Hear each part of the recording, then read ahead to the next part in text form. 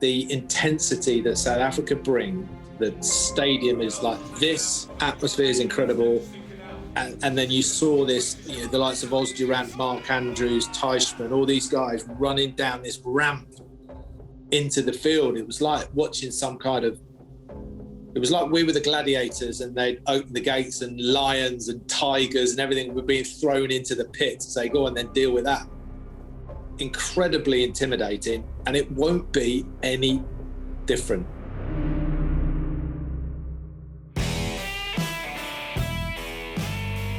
In this Spirit of Rugby series, RugbyPass and the Famous Grouse, official whisky of the British and Irish Lions, look ahead to this much anticipated series by looking back. We talk to players from the two most recent tours to South Africa who are now etched in Lions folklore. If this doesn't get you excited, then nothing will. So people speak about the physicality and the quality of this South African team. Where do you think it will be won and lost? Everything in South Africa is big. The people are big. The food is big.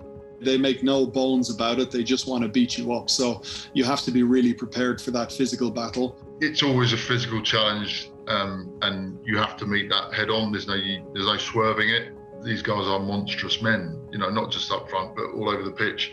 Yeah, this is World Cup final level. These 3 test matches are World Cup final level. You know, make no bones about it.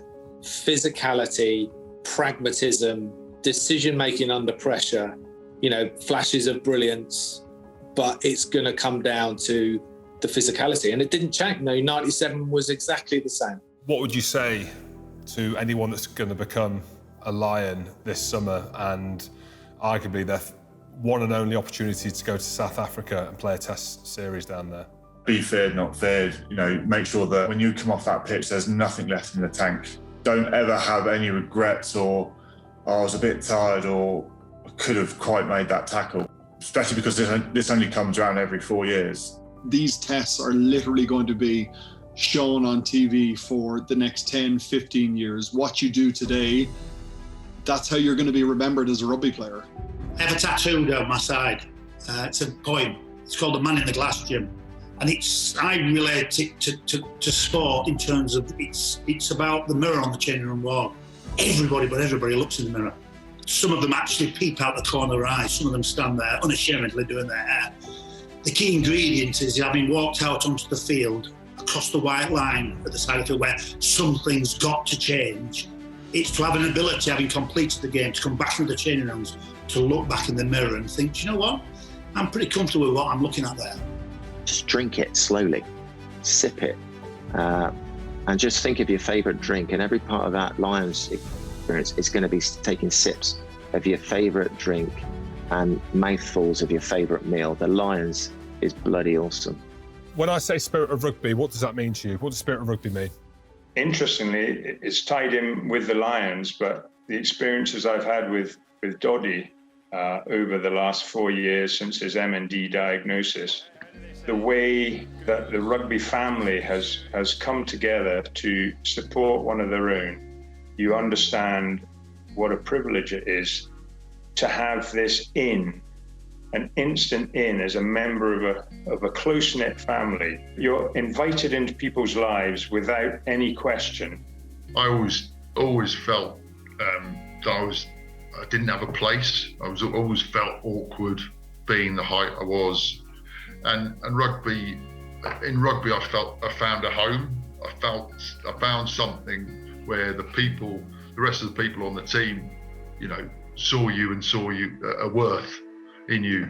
You have something to offer. You know, it is a bond. And again, it's cliched, but you look someone in the eyes who you toured with and you both just know and you both just appreciate it.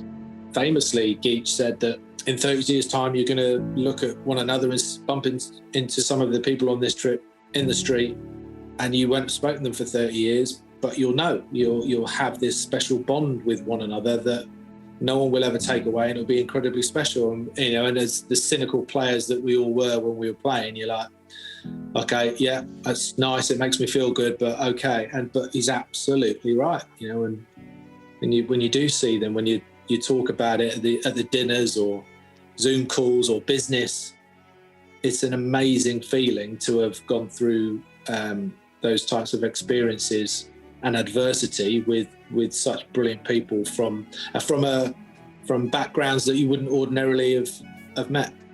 The great thing about rugby is it's the word support. On the field, you don't get anywhere without it. Off the field, you see it in hugely different ways, but so often of people doing things to allow you to achieve something. The lad from the secondary modern school in Leeds, living in a council house, eventually plays and coaches the British Lions, and that's people, and that's rugby.